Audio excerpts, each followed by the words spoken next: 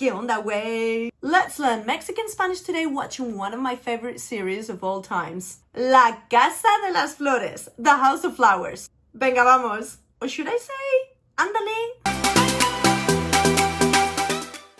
Anyone who knows me knows that I love Mexican and Colombian soap operas. It's just a fact. But for me, a Spanish native speaker from Spain, it is kind of hard to understand all of the expressions that they use in the series because they use Mexican Spanish expressions along with a beautiful Mexican accent, which I'm not really used to hearing. However, after watching it, maybe a couple of times, I can now say that I've got pretty much a master's degree in Mexican Spanish. Órale!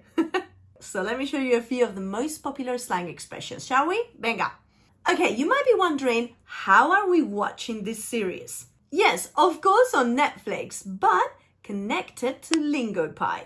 Let me show you. If you're an English speaker and you're looking to practice your Spanish understanding, watching series on Netflix, you need something to help you out. I recommend you use LingoPie. It's basically the Netflix of language learning. And yes, you connect it to your Netflix account. Let me show you how to connect it. Log onto your account, then click on Netflix Selects.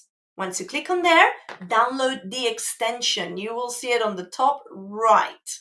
And you can start watching your favorite series. Today we're going to be watching La Casa de las Flores, the House of Flowers. So I've got it ready right there. And you can access all your shows in Spanish. They also have movies, music, audiobooks, podcasts. And the best thing by far are their tools to help you with vocab retention. Like the flashcards that you create with the words that you don't know, the quizzes, or the Say It feature for shadowing pronunciation practice. I personally love that one. This is how it works. First, adjust the speed to fit your level and your requirements. You can see it down here. Choose beginner, intermediate, advanced, whatever suits you, or even full speed. Choose which subtitles you want. I usually go for the double subtitles, Spanish and English. I think that's the most practical. But you also have mashup and transliteration. As you start watching, you can hover over a word to find out its meaning. And then, if you don't know the word, add it to your flashcards. You can also check the pronunciation there. Casi. Casi. You can test your knowledge later on going to your flashcards. Notice that on the right-hand side, you also have the on-screen transcriptions. The whole script of the series, so you don't have to keep going backwards. It's honestly, by far, the best app to learn languages whilst watching your favorite shows. It saves a ton of time and it's super practical. If you want to try it out and test it for yourself, they now have a 7-day free trial. And if you like it as much as I think you're going to like it, they currently have this discount on.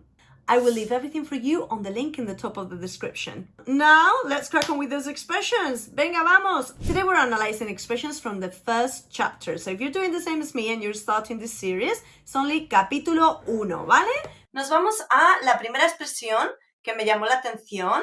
Esa vieja horrorosa, lo único que quiere es nuestro apellido. Esa vieja horrorosa. In this case, what does the word vieja mean? If you hover over it, it means old woman. Yes, una vieja, it's an old woman. I don't recommend that you say this to anyone's face, by the way. You might get slapped.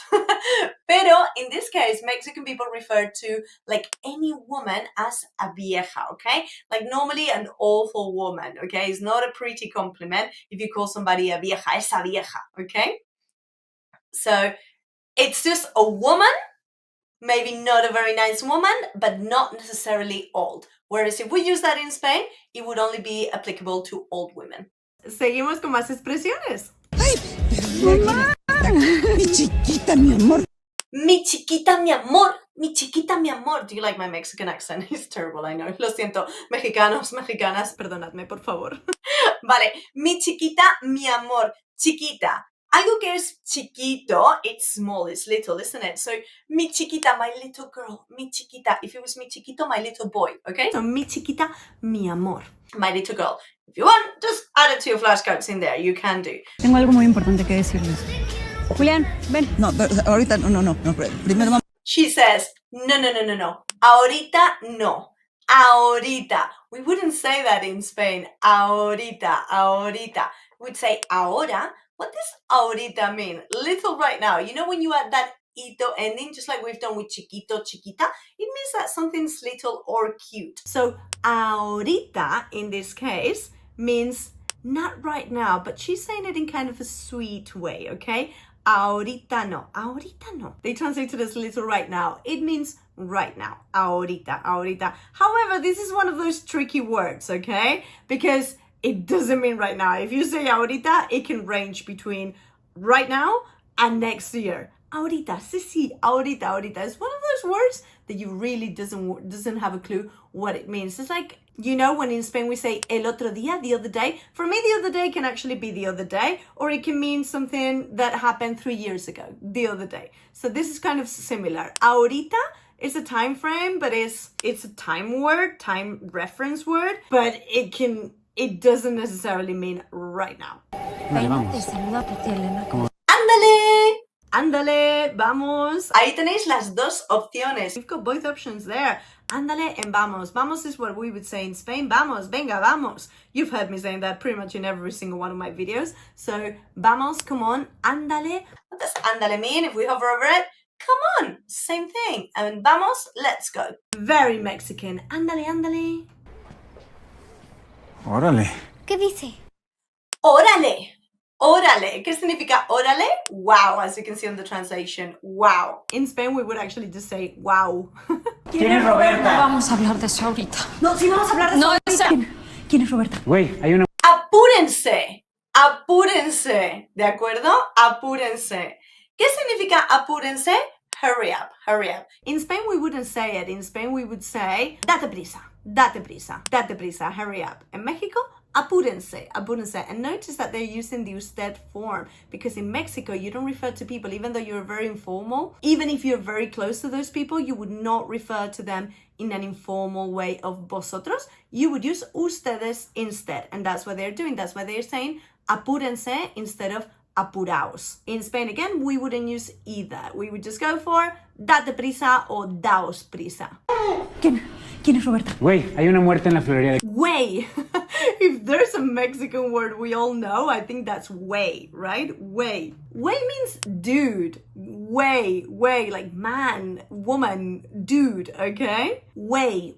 Hay una muerte en la florería. ¿Quién es Roberta? Güey, hay una muerte en la florería de... Es la muerte. ¿De qué chingados hablas?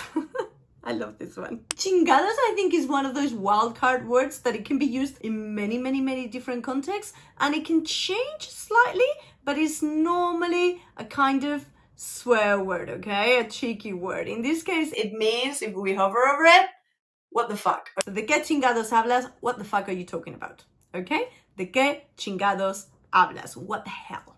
Okay? There's also different variations of it. I've heard chingón, chinga, chingada, okay? So you can change it as you wish. Paulina, no mames. Paulina, no mames. No mames. Again, this one is not something you want to use lightly. No mames, but it's very Mexican. Mamar is literally the action of being breastfed, okay? Sucking from a breast. Mamar. In this case, no mames, it means no shit. Like, don't mess with me. In Spain, we would say, no me jodas. Okay? No me jodas, no mames. No mames, quédate tú. ¿Estás pendejo o qué? Pendejo, one of those words I think that are super popular. I love this word. Pendejo is like stupid, idiot, un pendejo. Eres idiota, eres tonto, pendejo in Mexico, okay? Pendejo or pendeja. There you have it. Now, the one that's coming up, I had never heard it before until I was watching the series. And guess how I learned it? Thanks to Lingo Pride. A ver, no, Paulina. Yo voy a ir a cortar el chupe y tú... Voy a ir a cortar el chupe. El chupe. I'm going to cut the drinks, okay? I'm going to stop the drinks. El chupe, chupar is to lick, okay? In this case, chupar is to drink for them, okay? That's the meaning over here. So, el chupe is the drinks. Las bebidas, we would say in Spain. Los cubatas, even if you put it a bit more in slang, alcoholic way. Yo voy a ir a cortar el chupe y tú voy a decirle al DJ que ponga rolas de Luis Miguel, ¿ok? Y tú dile al DJ que ponga rolas de Luis Miguel. Rolas. Again, I had no idea. Thank God I had the translation over there. I could have guessed it from the context, in all fairness, because I know Luis Miguel. I love his music. I know he's a very famous singer. So, rolas is songs, okay? Rolas, songs. In Spain, we would say canciones. We wouldn't say rolas, and I had no idea what that meant. Next one, I think you're going to know what it means. Julián. ¿Qué onda contigo? ¿Qué onda contigo, güey? ¿Vale? ¿Qué onda? In Spain we would say, ¿qué pasa? ¿Qué pasa contigo? ¿Qué pasa? Meaning, what's up? What's up with you? ¿Qué onda? ¿Qué onda? Onda means wave, literally, okay? The vibration of the wave. Onda, ¿qué onda? So in this case, ¿qué onda? ¿Qué pasa? Complete different expressions, but exact same meaning. ¿Qué pasa? What's up? ¿Qué onda? What's up? ¡Ay, güey! Par de chismosos, couple of gossips, okay? Chismosos, gossips, okay? People who like to gossip. In Spain we would call them cotillas, de toda la vida. Cotillas. El cotilleo is the gossip, okay? El chisme is the gossip in Latin America, in this case, Mexico, okay? So, chismosos, exactly the same as cotillas, cotillas. I did know this one. Y me quedan dos más, 2 more for you. Mi mamá debería vender la florería. Ay, nada más estás diciendo puras babosadas. Puras babosadas. Nada más estás diciendo puras babosadas. What is babosadas? Babosear is to dribble, okay? The baba is the dribble. Babosear, okay, is to talk rubbish, to talk bullshit, if you wish. We put, there you go, just bullshit. Puras babosadas is translated as talking rubbish. In Spain, we would never use that expression. We would use something like tonterías, gilipolleces, okay? Something along those lines. Mierdas, if you wish. I think gilipolleces would be a very Spanish word. Estás diciendo gilipolleces. That's how I would say it. Estás diciendo gilipolleces. Babosadas, I really like it. I think it's very visual. ¿Qué hacen aquí adentro? ¿Por qué se acabó tan rápido la peda? Okay, ¿por qué se acabó tan rápido la peda? Why did the party end so quickly? I love how they call a party a peda. Why? Because in Spain, pedo, estar pedo, is to be drunk, to be wasted. In Mexico, la peda is the party. Why? I'm assuming because you get drunk at a party, okay? So, la peda, the party, and pedo in Spain is to be drunk. So that's kind of similar, but to say a party, we would just say la fiesta, okay? La fiesta. Y hasta aquí hemos llegado hoy. This is the analysis of the first episode, Mexican versus Castilian Spanish, using Lingopie and the House of Flowers. I hope you have enjoyed it. If you haven't watched this series, highly recommend. It's absolutely hilarious. It's a drama, but it's actually comedy. And the main actress, she is super divertida. Me encanta la trama. I love the plot. I love the characters. Give it a go. And if you're still not using Lingopie to help you with your language learning journey, ¿a qué esperas? What are you waiting for? If you have enjoyed this video, leave me a comment. Any other Mexican words you want to leave me in the comments that I haven't covered today, leave them there for me. And hey, and don't forget to subscribe. Un beso y hasta la próxima. Adiós.